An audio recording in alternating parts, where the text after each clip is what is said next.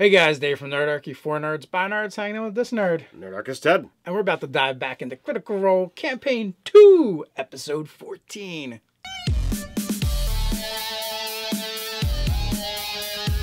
Jump down the description below where you can sign up for Nerdarchy, the newsletter, get weekly gaming tips, as well as learn how to game with Nerdarchy. Alright, so, as always, is it Friday? Is it Friday yet? Yeah, I know you guys look for Thursday, but we explained our deal there. So what is this, episode... Campaign 2, episode 14. We got some rolling going on. Not a lot of high action, but a little bit of intensity going on. More character exploration and whatnot.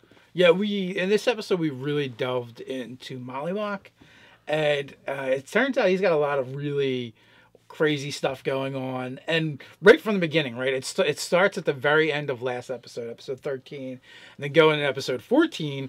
They encounter this tabaxi, which I wrongly called the gentleman. Turns out it was a female tabaxi named Cree, who has some background with a character named Lucian. Right, and there was another name too, the other name was Nanagan. Yeah, so they had a couple of names, and apparently he died, and they buried him, but he got better, but doesn't remember anything. Yeah, doesn't remember anything. He was involved with an organization. This tabaxi has some kind of blood powers. I'm gonna go out on a limb. Blood domain cleric is what I'm thinking. Could be a blood domain cleric. Could be a blood domain sorcerer. But it's got powers over blood in some way, shape, or form. Yeah. Well, with us having reviewed the Taliesin campaign setting, those powers seem similar to the ones I remember from the blood domain. That is being true. Able to track and stuff like that. So that's true. So that's where I'm leaning towards, and maybe it is, maybe it's not. It could be something completely different. We don't know. All we do know is it's involved in blood somehow. You have Mollymauk, who is a blood hunter, so also with the blood. So there's a whole thing going on. There's an organization. We know it's splintered from another organization. And the part that Mollymauk or Lucian was called the Tomb Takers. Yeah. So, which to me kind of sounds like maybe they're just like grave robbers or something. There's a book they captured. They performed some kind of ritual. There was another wizard or sorceress involved somewheres that apparently has that book now. They don't know where the book is, but she was the one that was doing the ritual. No, they said part of the deal was that she got the book. Ah, okay. I missed that part. That's what Cree had said. So, so we don't really know what the deal with that is, if it's going to come back later. But Lucian, or, Mollymauk, he's like, for the time being, just call me Lucian. Make it simple. I don't want that name leaving here. Yeah. He's like, I think I was betrayed. Things didn't go the way they were supposed to. So it's awesome seeing you, but how about we not let it leave here that I'm still around while I try and figure this out?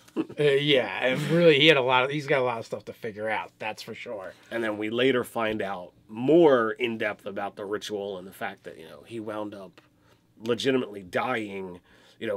They had buried him because, Cree had said, they didn't detect a pulse. They thought he was honestly dead.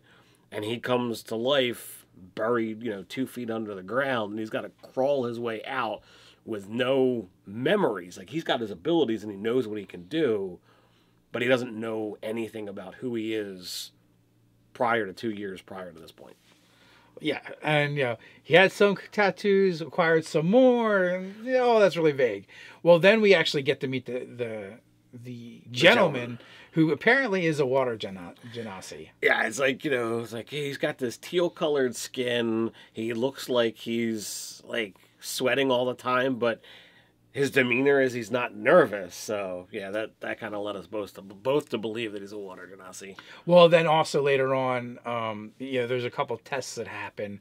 One with Fjord and a game of cards, and Fjord totally schools him, and it gets totally gets lucky, makes some extra scratch. Well, let's get into that a tiny bit.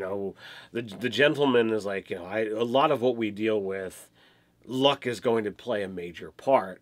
So he wants to be like, well, do you guys believe in luck? How lucky do you think you are? any one of you willing to step up and see?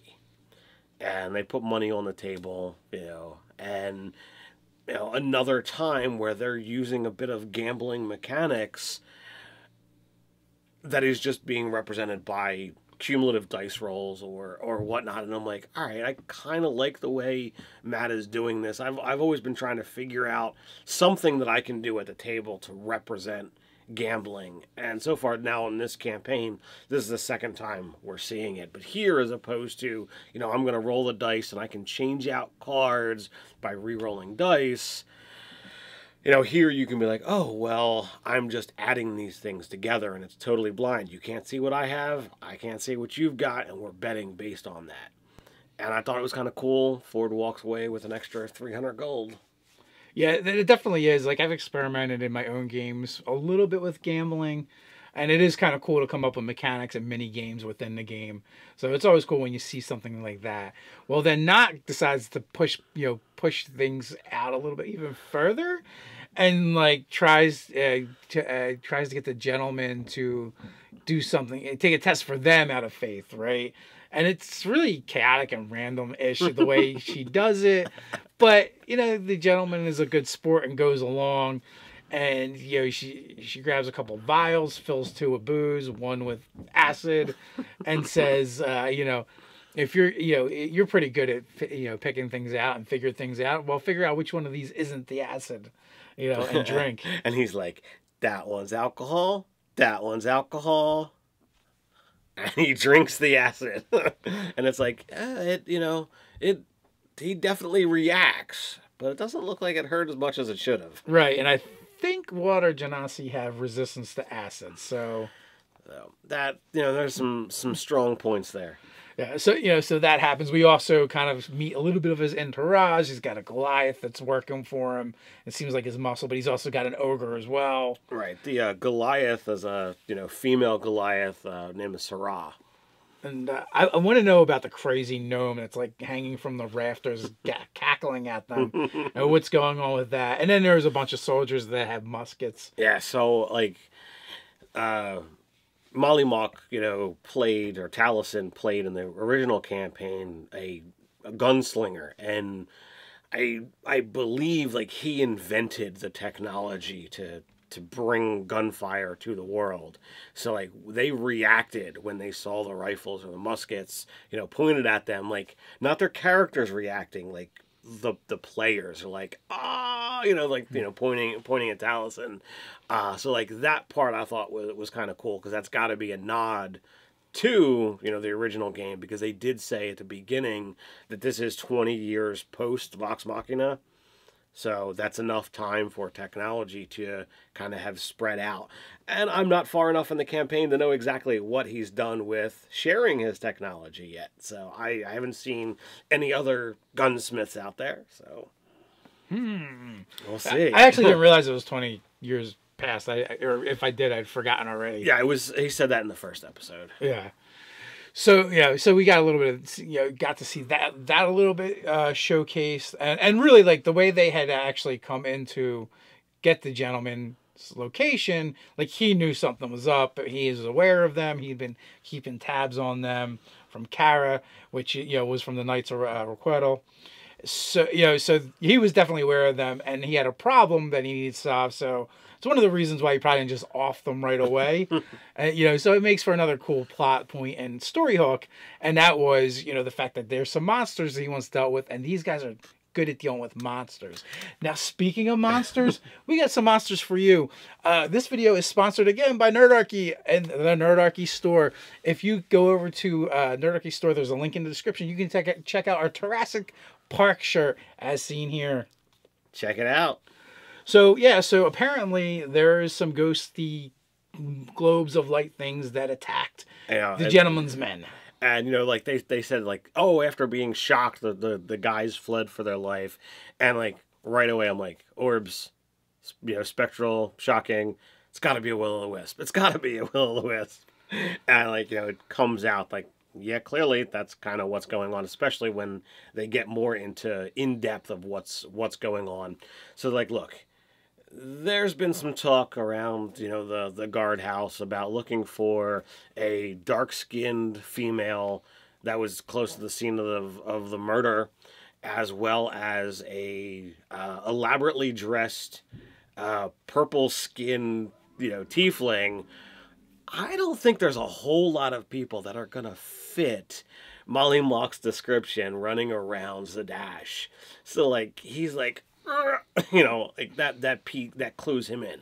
Now Beau might be able to escape, but not. There might be dozens that would kind of fit that description. Right. Now, but not so much for a tiefling. Now the interesting thing is, we get this whole thing about the gentleman going on, and he knows based on the information from Kara, who we see there. They wind up interacting with her. She can give all the information. He's probably got his agents knowing, okay, these guys are the nine are working this whole thing. Let me see what I can glean. We don't know for sure, because they didn't insight check him, whether or not he's BSing and like, oh, well, I'm gonna clear this thing that doesn't really exist away to get them to do a favor for me. Right. Or whether it was legitimately like, okay, this is going on because Molly was stopped, but it wasn't like he wasn't seen leaving the place. He was just kind of walking around.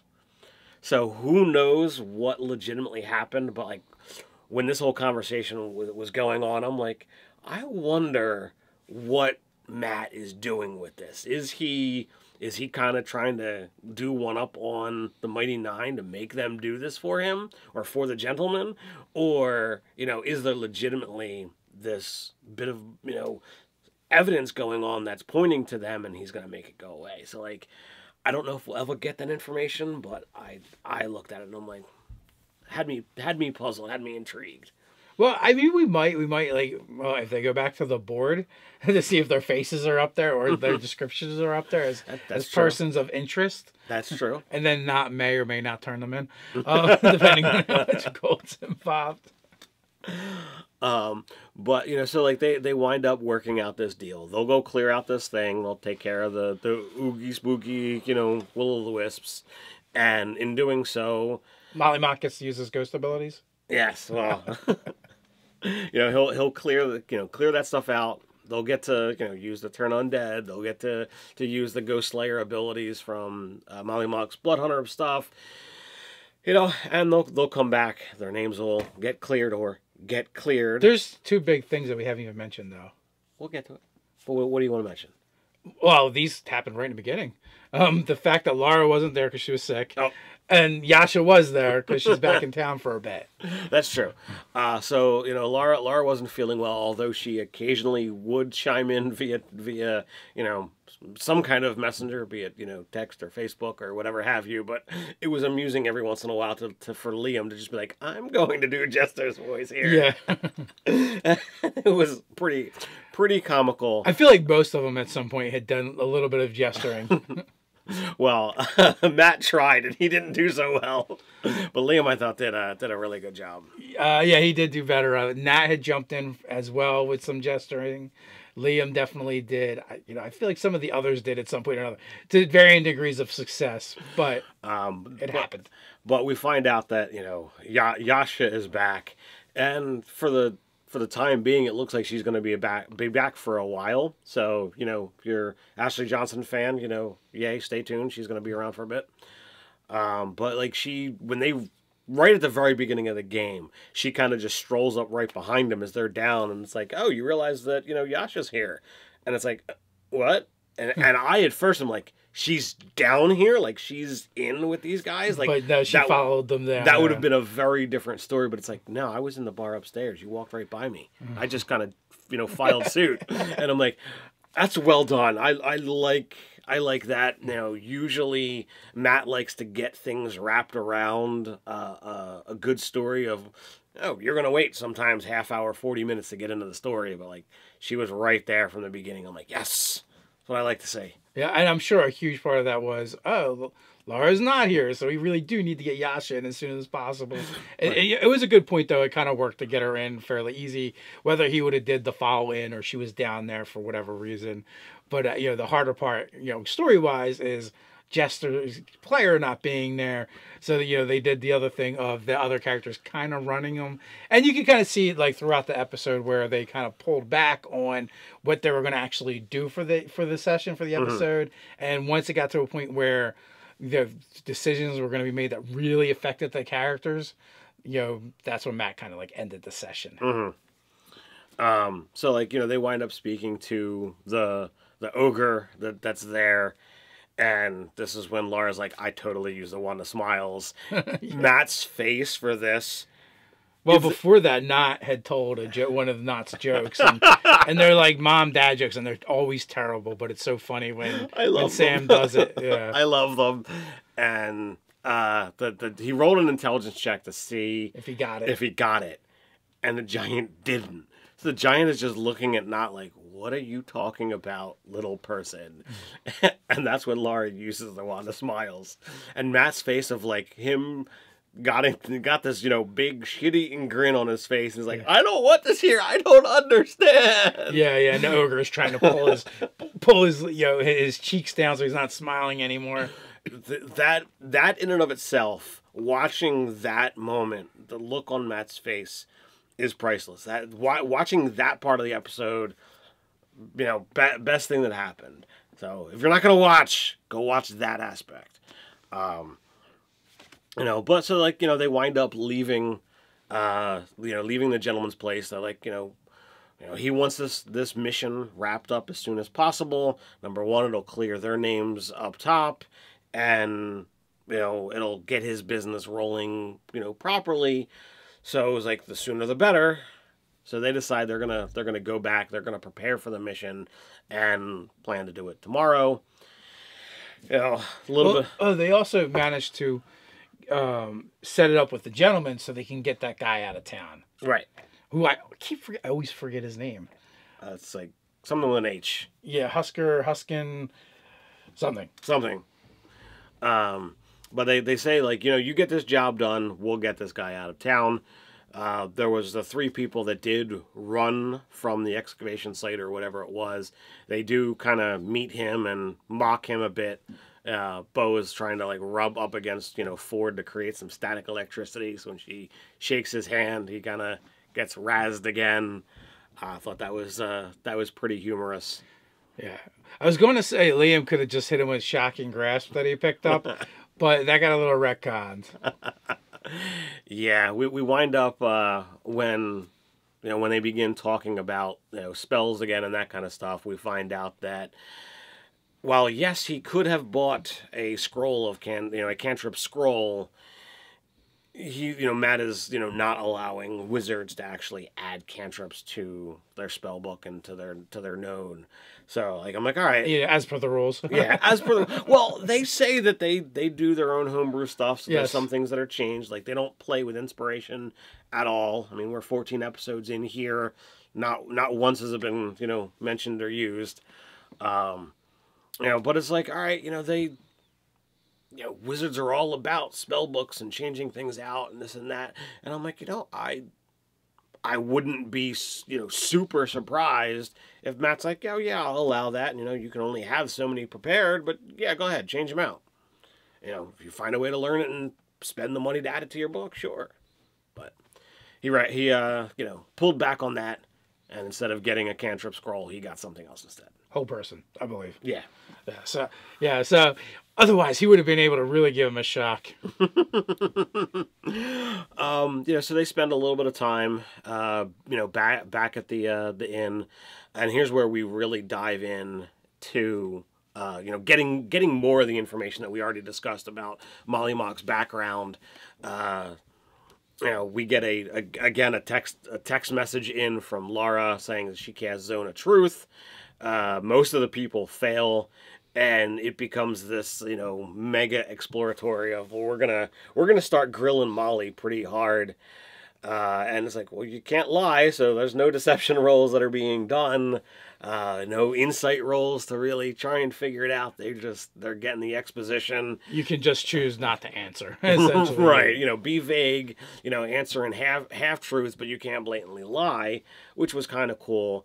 And they're getting ready to Nott's getting ready to turn on Yasha and be like, all right, you next. And that's when the spell ends. Yeah. We also kind of learned that, Mollymauk has no desire to find out who he was. He likes his new life and he wants to keep it that way. Yeah, I think that's kind of cool.